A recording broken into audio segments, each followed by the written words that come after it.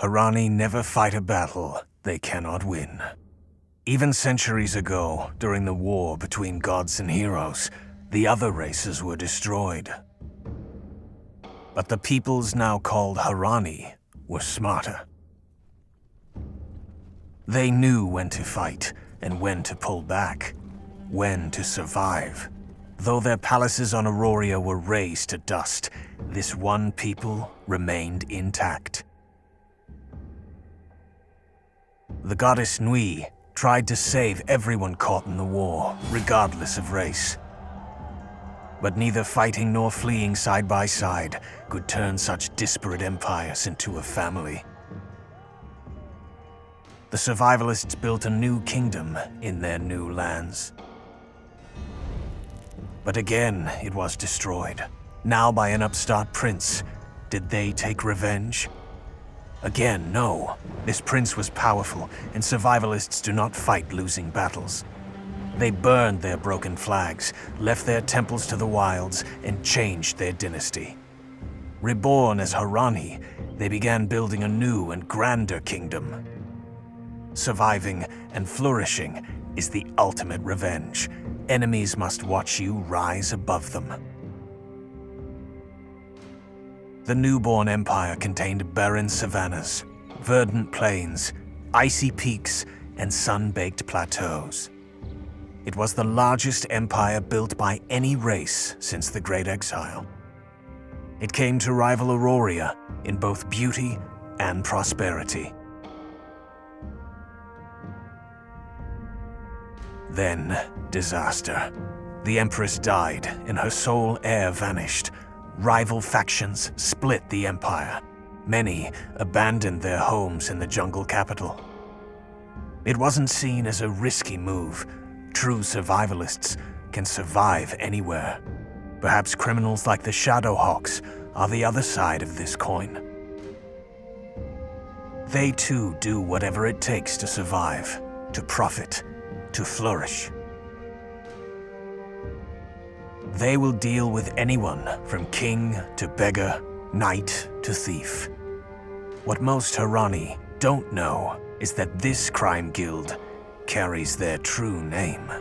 On Aurora before the war, the most glorious and legendary survivors were known as Shadowhawks. Though you couldn't place it, the man's tattoo looked incredibly familiar. Either you had seen it before, or it was the most powerful case of déjà vu that had ever struck you. The more you thought about it, the more your head screamed in protest. An image exploded into your mind. You recalled a man with obsidian hair giving you a uniform. A symbol embroidered on the shoulder mirrored the design of the sword hanging from his belt. Both the sword and embroidery perfectly matched the tattoo you just found on the dead man. You remembered feeling proud to wear that uniform, proud to truly be a part of something. Your headache flashed again, and the memory faded. You realized you'd never worn a uniform like that. What was going on?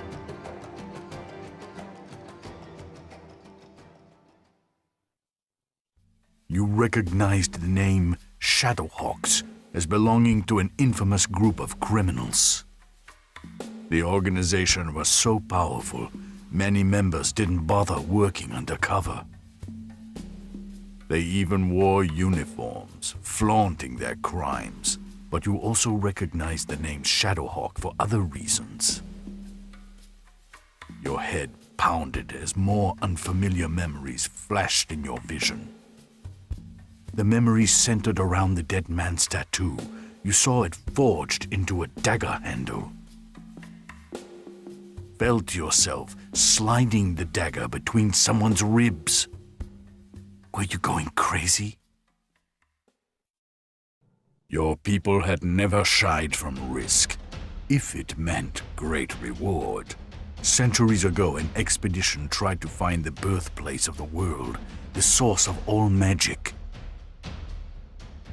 Somehow they had succeeded, and had altered the fate of the world. They'd inherited fantastic powers. Powers that destroyed the continent of Auroria, but also saved the people living there, transporting them to new, safer lands. When any of the adventurers died, their new powers passed their memories to all Auroria survivors. Transferred by blood through generations, most of those memories had begun to fade. But it was said that in some gifted people, they could re-emerge. It could be happening to you. Some of the names of the 12 adventurers, the library expedition, were well known. Everyone had heard of Jean, who'd been transformed into Kyrios, the god of destruction. However, the memories that most often surfaced in Harani belonged to an assassin named Melisara. You hearkened back to the first memory you'd experienced. Through Melisara's eyes, you saw the dark-haired man hand her the uniform. Then offer a boyish grin and say, "Welcome to the Shadowhawks." She glared at him, but forced a smile. It was Jean. Apparently, the heritage of the Shadowhawks went back further than most Harani realized. You studied a map marked with Haman's meeting place and saw a ghostly image of another map. Another memory. As your head ached, you looked out through Melisara's eyes. You saw an elegant queen with cold eyes point at the map. "He's here, in Delphinad," the queen snarled. "If I can't take my pound of flesh from the mother, I'll take it from the son," Melisara said. "Make your peace, Jean Evernight. The hereafter is waiting." Faced with Haman's betrayal, other memories surged forward. You knew Melisara was an elite assassin, but you'd never heard she wanted to kill Jean. Why hadn't she gone through with it? Had she killed him at the beginning, the world might have been spared the god of destruction later. You scoured Melisara's feelings. She'd wanted Jean to suffer, to know the searing burn of betrayal. She'd wanted him to trust her, to play the fool, just as you'd played Haman's fool. He'd given you a free trip off a cliff. As the ground rushed up to meet you, Melisara's fury scorched your heart. Then, darkness. Your village had been attacked, and your entire family had been killed. Haman knew you'd lied about the Crescent and had searched your village for it. The slaughter must have occurred when he failed. Haman was as vicious as a rabid dog. Were all elite Shadowhawks this way? Had Jean been this way? If so, it was no wonder Melisara had wanted to kill him. Shockingly, the next memory showed Jean had been nothing like Haman. You saw Jean rescue a kidnapped girl, protect a barmaid from a drunk's unwelcome demands. Saw him leave a thief bound and gagged on the steps of a city guardhouse. Saw him being Moro. A longer memory surfaced. A dining hall crowded with warriors wearing the Shadowhawk uniform. Jean and a tall Firan were laying down the group's rules. They were scoundrels and murderers. They would charge protection money. They would fight if challenged and kill any guards who got in their way. But they would not steal from honest merchants. They would not rape. They would keep the peace for honest, hard-working people, and hunt down anyone who did not live up to this standard, citizen, guard, or noble. Your vision shifted, showing Melisara crying in her quarters.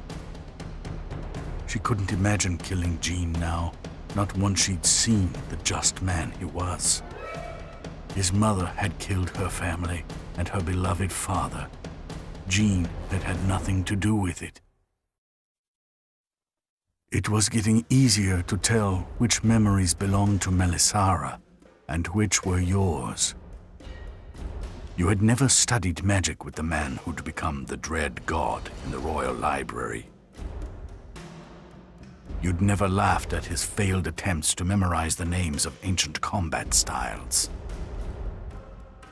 You'd never seen him as just Jean, teasing his lover, Kiprosa, in the Shadowhawk Lodge. Melisara knew she'd have to keep her vow to kill him, but vengeance no longer consumed her heart. However, for you, the path toward the Tiger Spine Mountains was also the path toward your revenge. Jean hadn't been Melisara's only Shadowhawk friend. She was also close with Taiyang, the group's Firan co-leader. He'd helped her sharpen her skills with a bow, and she taught him efficiency with a blade. She'd once tried to scratch his snow lion steed behind the ears and nearly lost a hand. When she'd instinctively growled at the beast, Taiyang had teased she was part Firan. It felt appropriate you now had your own Firan partner in arms. Bat seemed honest and loyal, closer to the Shadowhawks of old than Haman's gang of killers. Melisara had watched Jean become the god of destruction during the expedition. She hadn't wanted the Shadowhawks to follow that dark path, but somehow it seemed they had. With Bat's guidance, you earned the respect of the Shadowhawks. The early tasks were minor crimes and grunt work, but they soon recognized your skill.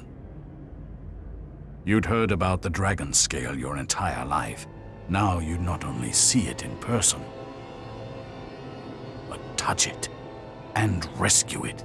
Much like a crown or scepter, the gem symbolized a monarch's right to rule. It had come from Auroria and had traveled through the hands of countless royals over the ages. Rumors had always swirled that royalty employed the Shadowhawks. Now you knew they were true. Even in Melisara's time, the group had apparently worked for the rich, poor, and nobility alike. Albeit as vigilantes, not thugs. Salphira was the goddess of fire. She hadn't been reincarnated by any members of the expedition. Her worshippers and realm of influence had been dwindling ever since the exodus from Auroria. It made perfect sense for her priests to make a grab for power by stealing the dragon scale. It was a last grasp at legitimacy. They'd always hated the last queen of the great Harani Empire, and the division of the kingdom after her death. You'd often heard they were plotting to put a king on her throne. If they could maintain possession of the dragon scale, they might have a shot at it.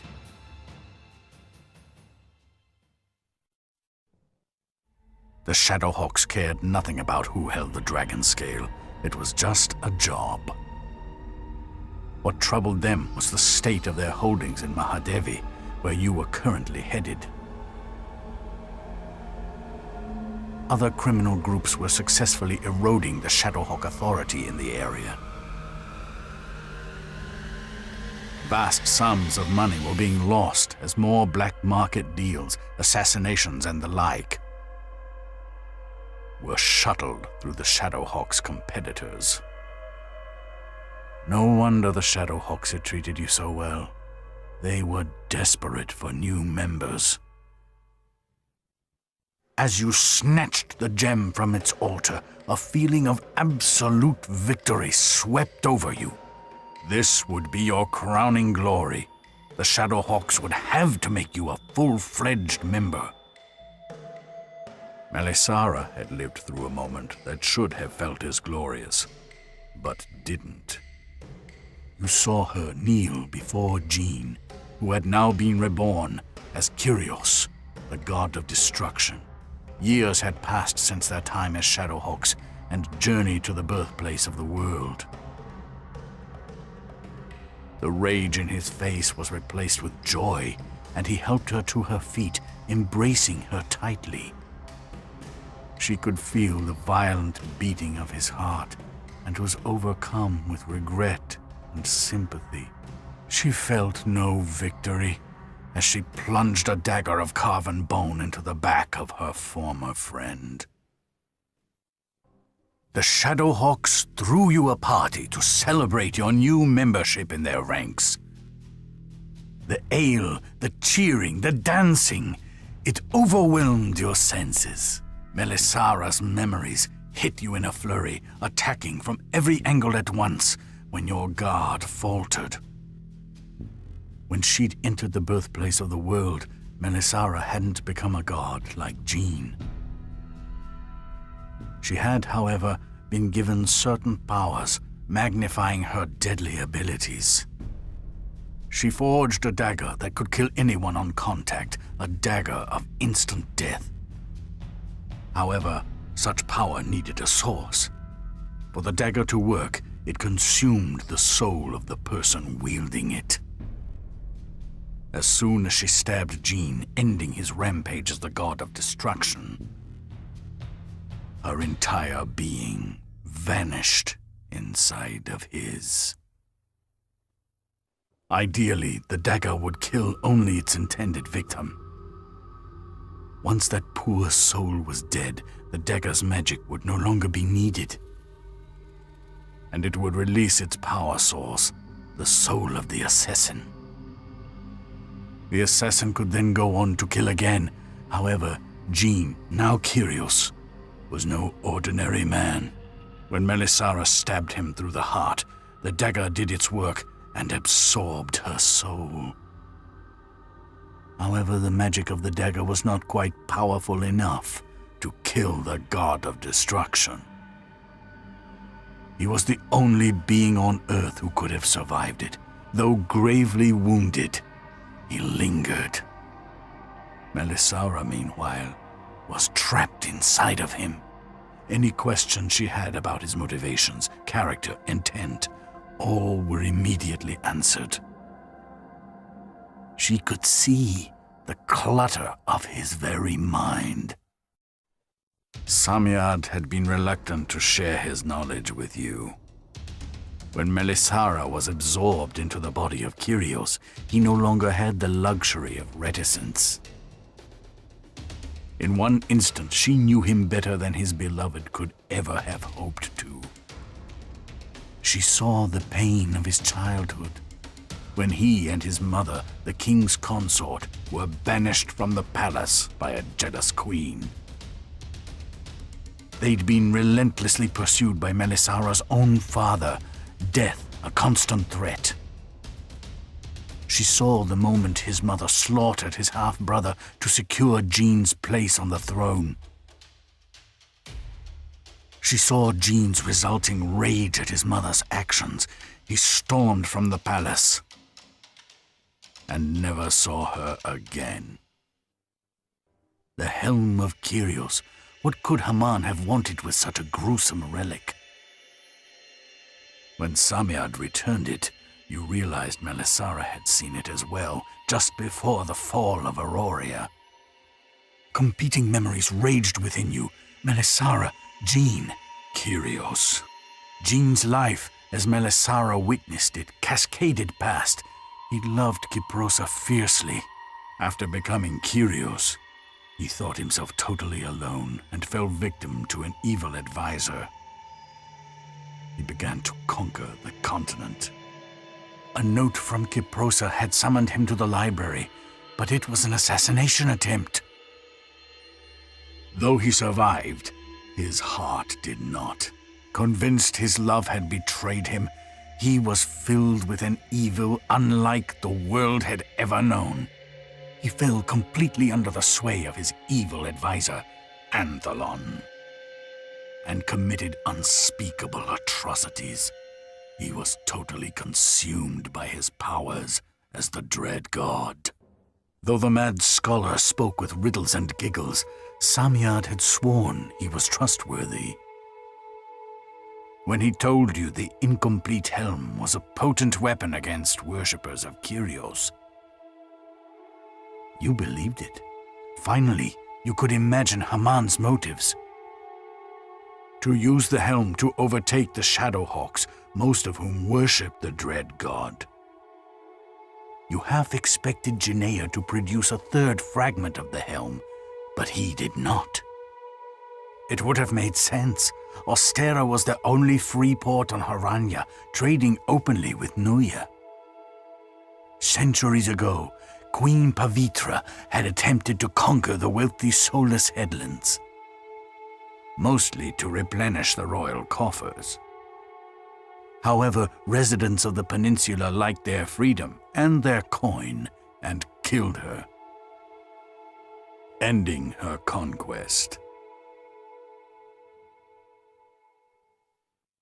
The helm worked as advertised, forcing your Shadowhawk ambushers to flee in pain. When it had first appeared Bart had been disloyal, your sense of betrayal triggered a memory. Melisara had once felt a similar emotion. As Kyrios lingered between life and death, Melisara inside, Taiyang had come to his rescue. The Firan brought him to his lover, Kyprosa, who used her newfound powers to heal him. Violently shoved from his body, Melisara was horrified Kyprosa would let Kyrios live. Every petal on every flower has a reason to exist, Kyprosa said. We cannot let the god of destruction die. The day will come when we will need him. Melisara doubted Kyprosa's words. She felt her friend's eyes were clouded by love.